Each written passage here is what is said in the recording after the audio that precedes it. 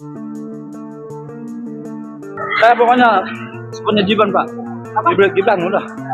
Sempat viral aksi seorang warga tarik leher Wakil Presiden Republik Indonesia Gibran Raka Buming Raka. Peristiwa itu terjadi ketika Gibran melakukan kunjungan ke Rusun Muara Baru, Penjaringan, Jakarta Utara pada Rabu 24 April 2024. Di video yang beredar, tampak warga berpeci putih tersebut menarik leher Gibran dengan begitu kencangnya. Gibran menunjukkan ekspresi seperti menahan sakit saat lehernya ditarik. Terlihat bahwa kejadian itu terjadi saat Gibran berada di antara kerumunan warga. Sosok pria berpeci yang menarik leher Gibran itu pun terkuak. Ia adalah Sutisna, 44 tahun, warga yang tinggal di Blok 8 Rumah Susun Muara Baru, yang juga merupakan security dan pemilik warung di lokasi. Kepada wartawan, Sutisna mengaku niatnya memeluk Gibran pada saat kunjungan itu hanya karena begitu senang wapres pilihannya berkunjung ke tempat tinggalnya. Ia pun begitu bahagia bisa melihat Gibran dengan dekat, dan akhirnya ia pun nekat menerobos kerumunan serta penjagaan pas pampres untuk memeluk wapres terpilih itu.